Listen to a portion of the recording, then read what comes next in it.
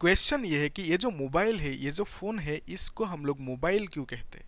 ठीक है, आप सोच रहे हो कि सारे क्या मजाक कर रहे हैं, क्योंकि ये मोबाइल है इसलिए मोबाइल कहते हैं। ऐसा बिल्कुल नहीं है। ठीक है, एक्चुअल में जो वर्ड है मोबाइल वर्ड, इसका मीनिंग क्या है? अगर हम कोई चीज़ को एक जगह से दूसरी जगह तक इजीली ट्रांसपोर्ट कर पाए, मूव कर पाए, तो हम उसे क्या कहेंगे? मोबाइल। ठीक है, बेसिकली जो टेलीफोन है, टेलीफोन को हम मोबाइल नहीं कहते। क्यों? क्योंकि टेलीफोन को हम लोग इधर उधर मूव नहीं कर सकते इजीली। ठीक है, लेकिन जो मोबाइल है, ये जो फोन है, ये सेल फोन है एक्चुअल में, है ना?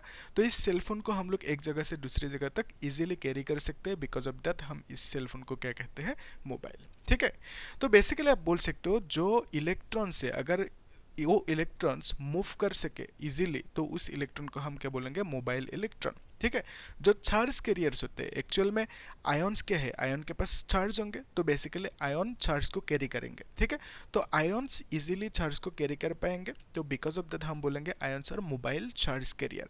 सिमिलरली इलेक्ट्रॉन्स जो होंगे उसके पास नेगेटिव चार्ज होते हैं ना, चार्ज की वैल्यू है 1.6 इंटू 10⁻⁹ कूलम।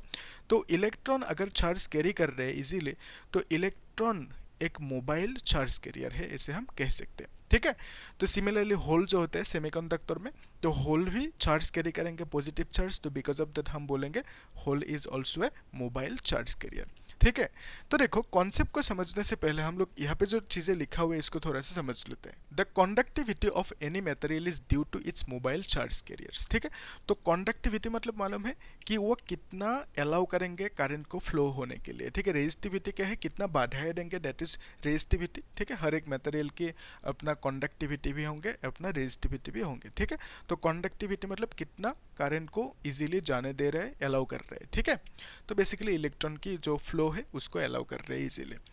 तो कंडक्टिविटी ऑफ एनी मटेरियल ये किस पे डिपेंड करता है?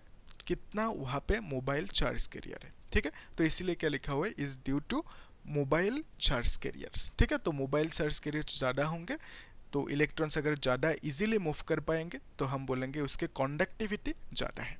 ठीक है, तो अगर इलेक्ट्रॉन्स इजीली मूव नहीं कर पाएंगे तो क्या बोलेंगे?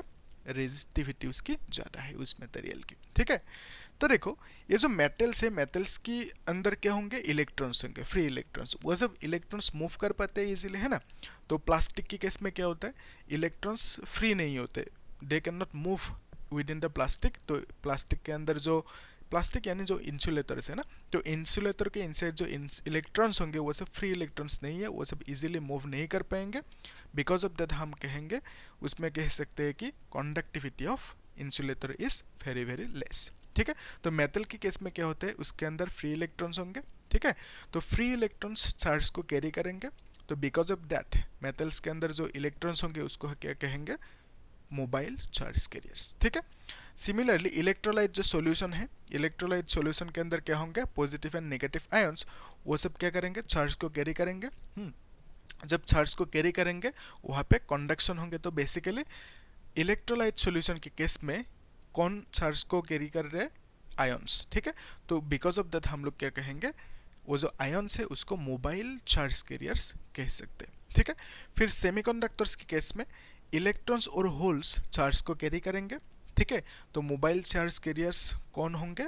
सेमीकंडक्टर के केस में इलेक्ट्रॉन्स एंड होल्स। ठीक है, इलेक्ट्रॉन्स तो समझ में आते हैं, लेकिन होल्स क्या है उसको समझ लो थोड़ा सा।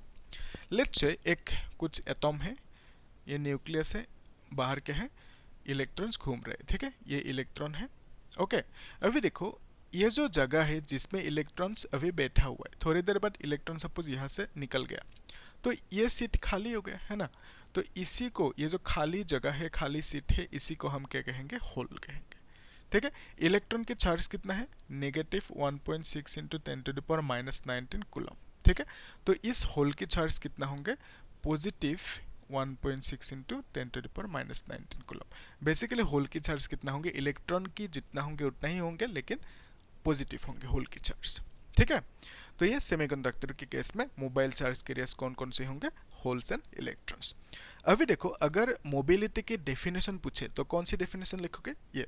ठीक है, mobility of charge carriers is the drift velocity acquired by it in a unit electric field. तो मोबिलिटी मतलब क्या? कि कितना इजीली मूव कर पा रहे। ठीक है, तो इलेक्ट्रॉन अगर ज़्यादा इजीली मूव कर पा रहे हैं कंडक्टर के इनसाइड, तो हम बोलेंगे उस इलेक्ट्रॉन की मोबिलिटी ज़्यादा है। ठीक है। तो डेफिनेशन के अकॉर्डिंग यहाँ पे देखो, जो ड्रिफ्ट वेलोसिटी और इलेक्ट्रिक फील्ड के बीच में कहानी, उसको समझ लो। ये कंडक्टर है, तो कंडक्टर के इनसाइड जो इलेक्ट्रॉन्स होंगे रैंडम डायरेक्शन में ऐसे घूम रहे है ना।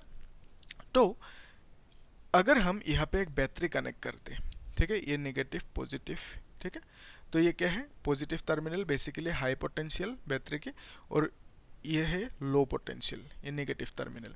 तो अगर ये हाई पोटेंशियल होंगे तो ये भी क्या होंगे, हाई पोटेंशियल, ठीक है, और ये क्या होंगे, लो पोटेंशियल।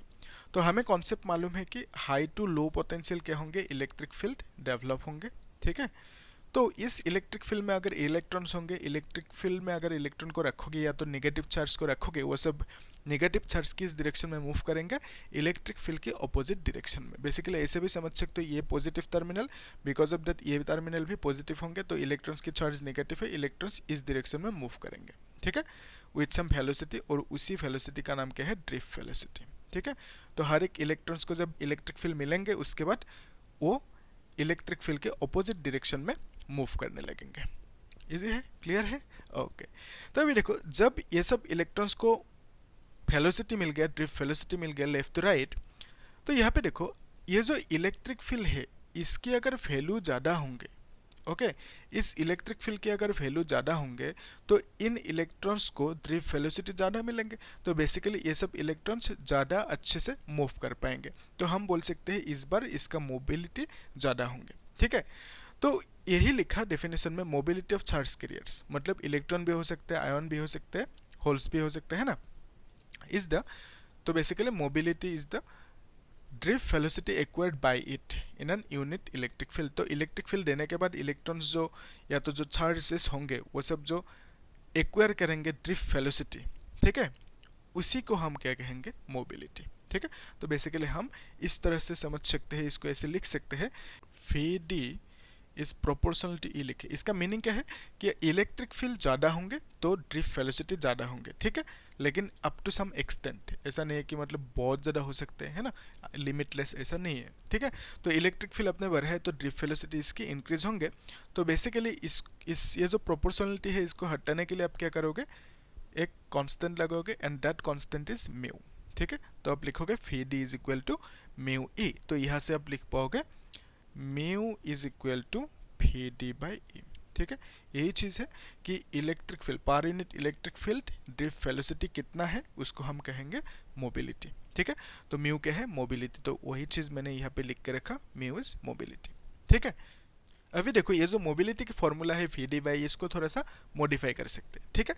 कैसे, ये जो वी डी है, वी डी का मेन फॉर्मूला क्या था, ड्रिफ्ट वेलोसिटी का मेन फॉर्मूला था ई बाय एम ताउ, ताउ मतलब रिलैक्सेशन टाइम, ई मतलब charge of electron, and capital E is electric field, M मतलब मास ऑफ इलेक्ट्रॉन, ठीक है। तो वी डी की जगह पे हम लोग क्या लिख सकते हैं, म्यू, वी डी की जगह पे नीचे तो ई है ना, तो फिर ई ताउ बाय एम लिख सकते हैं, ठीक है। ई कट जाएंगे, फिर क्या मिलेंगे हमें, ई ताउ बाय एम, ठीक है। तो म्यू मतलब क्या आया, ई ताउ बाय एम, तो हम लोग लिख सकते हैं mu is equal to E tau by M, okay. ये आया और एक फॉर्मूला। अभी ध्यान से देखो, ये जो म्यू की फॉर्मूला है ई ताउ बाय एम, इसको यहाँ पे लिखते हैं। तो इलेक्ट्रॉन की अगर mobility, okay, mobility of electron, ठीक है, मोबिलिटी ऑफ इलेक्ट्रॉन के लिए फॉर्मूला क्या लिखेंगे, mu E, and that is equal to क्या लिखेंगे, E tau by M, okay. तो ताउ मतलब time, relaxation time of electron लिखेंगे, और यहाँ पे मास ऑफ इलेक्ट्रॉन लिखेंगे, चार्ज ऑफ इलेक्ट्रॉन को ई ही लिखते हैं, ठीक है। फिर मोबिलिटी ऑफ, अगर हमें होल चाहिए, होल की मोबिलिटी, तो हम क्या लिखेंगे formula, mu H, okay, is equal to E tau H divided by M H, ठीक है। तो यहाँ पे हमने जो होल की चार्ज है और इलेक्ट्रॉन की चार्ज है वो दोनों सेम है, बिकॉज ऑफ दैट हमने चार्ज को दोनों में ई लिख दिया, ठीक है। तो होल की चार्ज जितना है, इलेक्ट्रॉन की भी चार्ज जितना है, तो अगर हम मैग्नीट्यूड की बात करें तो माइनस प्लस की जरूरत नहीं है, ठीक है। तो यहाँ तक क्लियर है कि जो मोबिलिटी होंगे इलेक्ट्रॉन की और होल की, उसकी वैल्यू इतना सा है, ठीक है। अभी देखो, ये सब मैंने क्यों लिखा अभी समझ में आएंगे, क्योंकि हमें ये चीज़ मेन इंपॉर्टेंट जो चीज़ है करंट और मोबिलिटी के बीच में जो रिलेशन है, ठीक है, मेटल की केस में और सेमीकंडक्टर की केस में, उसको भी साथ में देखेंगे थोड़ी देर बाद, ठीक है। उससे पहले देखो जो मोबिलिटी की एसआई यूनिट है वो है मीटर स्क्वायर फी इनवर्स, फी मतलब वोल्ट, ठीक है। फिर यहाँ पे सेकेंड इनवर्स, ये कैसे है, ये ऐसा है, ठीक है। रट्टा नहीं मरना, मैं यहाँ पे समझा दूंगा अच्छे से, ओके। तो देखो भी मतलब क्या, ड्रिफ्ट वेलोसिटी, ड्रिफ्ट वेलोसिटी का ऐसा यूनिट क्या होंगे, मीटर पर सेकेंड, ठीक है।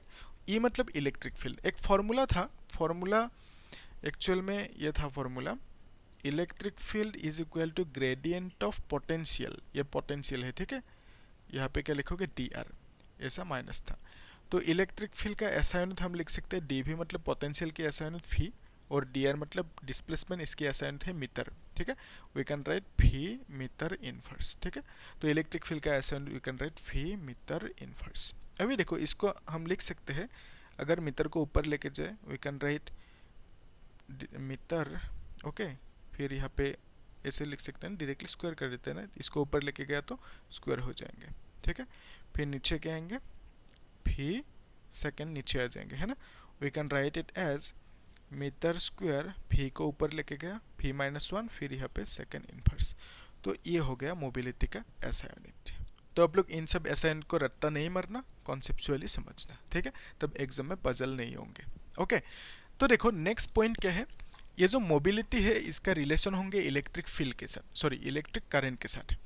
जो इलेक्ट्रिक करंट के साथ मोबिलिटी का रिलेशन है वो दो केस के लिए होंगे, एक होंगे मेटल के लिए, ठीक है, और एक होंगे सेमीकंडक्टर के लिए, दोनों देखेंगे, है ना।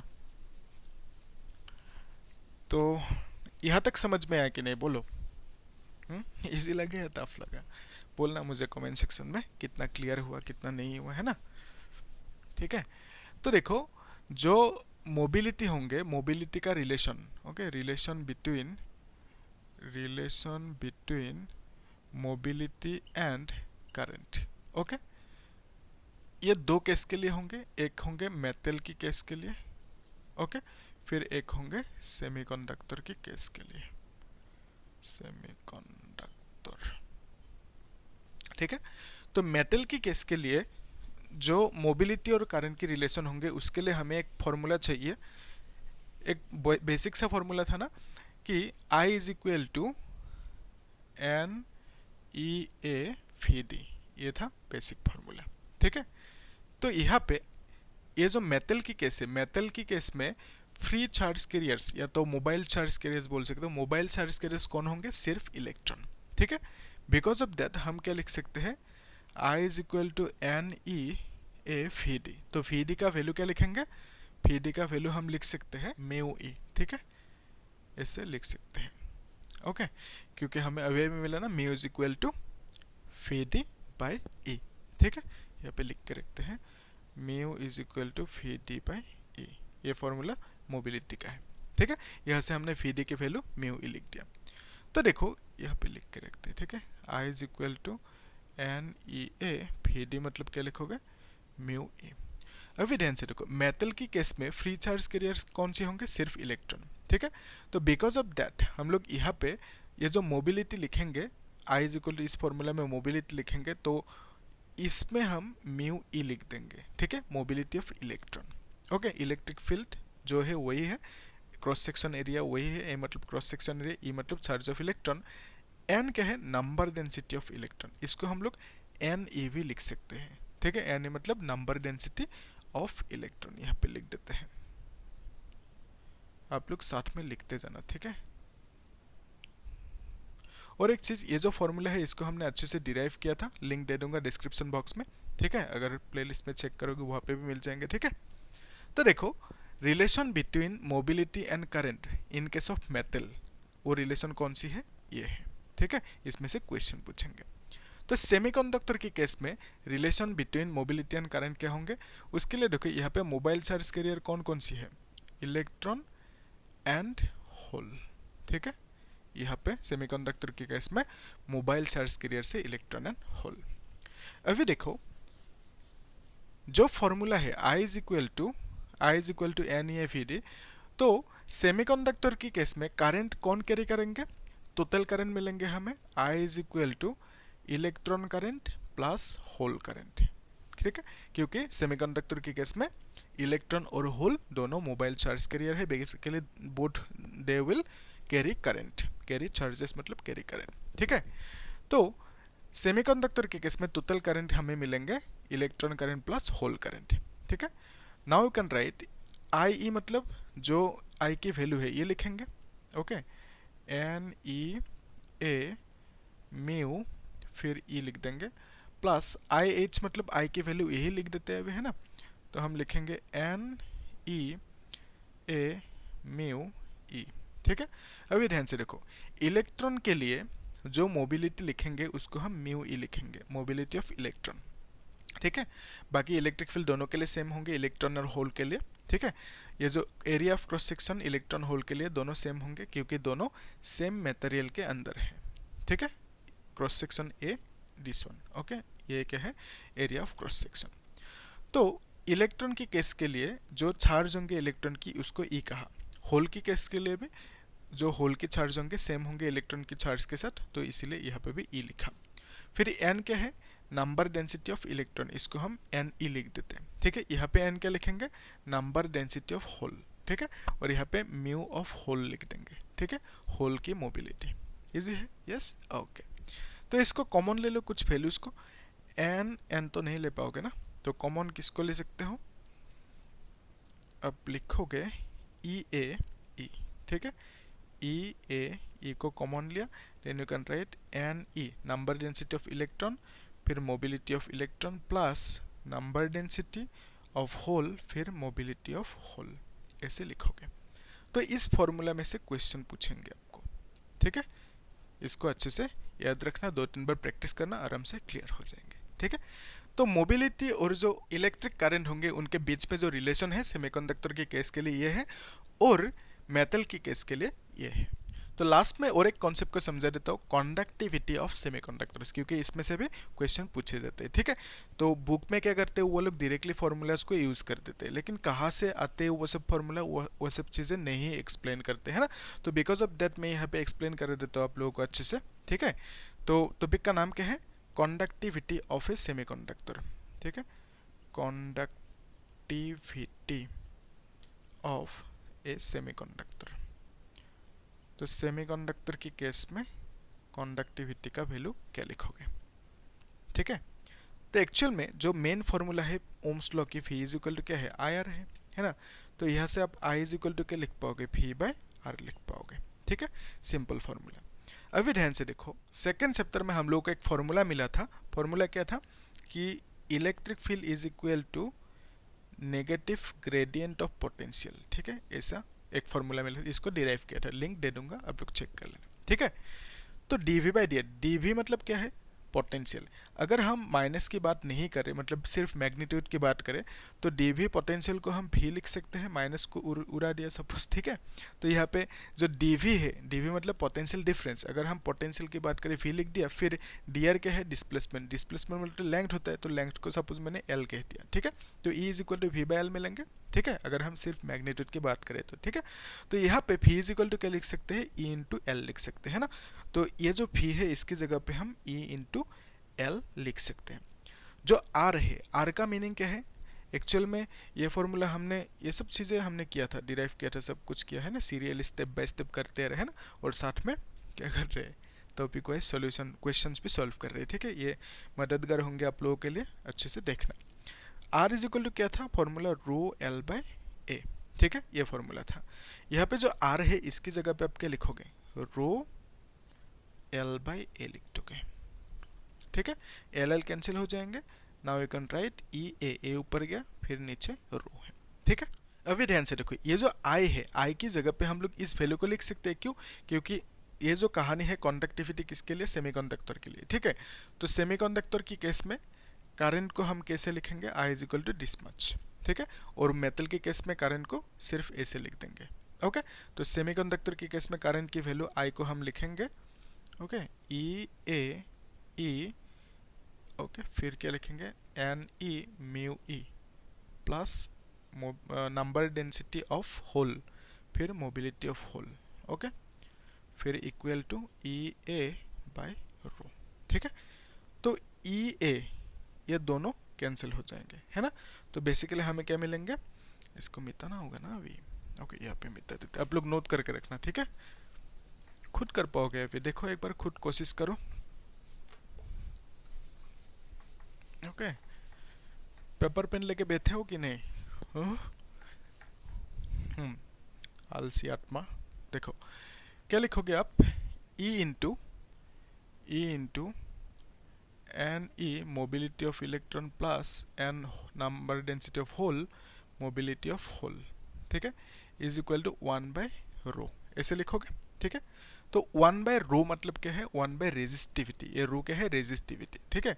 तो इसी को हम लोग कैसे लिख सकते हैं, कंडक्टिविटी। अगर रेजिस्टिविटी इंक्रीज होंगे कंडक्टिविटी डिक्रीज होंगे, कंडक्टिविटी इंक्रीज होंगे रेजिस्टिविटी डिक्रीज होंगे। तो basically 1 by resistivity is conductivity, ठीक है। तो हमारा कहानी क्या था, जो क्वेश्चन था, टॉपिक था कंडक्टिविटी ऑफ सेमीकंडक्टर, ठीक है। तो कंडक्टिविटी को हमने क्या लिखा, सिग्मा से, ठीक है।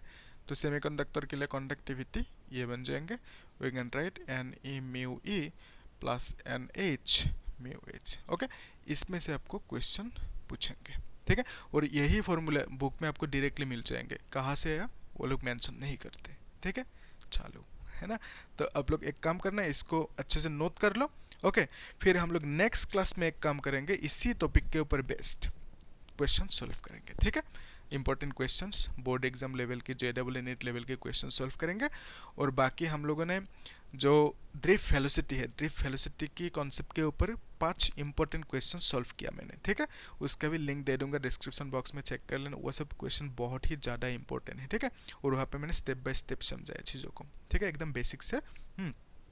और फिर NCERT बुक के और एक एग्जाम्पल है 3.1, उसको भी मैंने समझाया, लिंक दे दूंगा, ठीक है। तो ये सब क्वेश्चन सॉल्व करना बहुत ही ज़्यादा इंपॉर्टेंट है, ठीक है।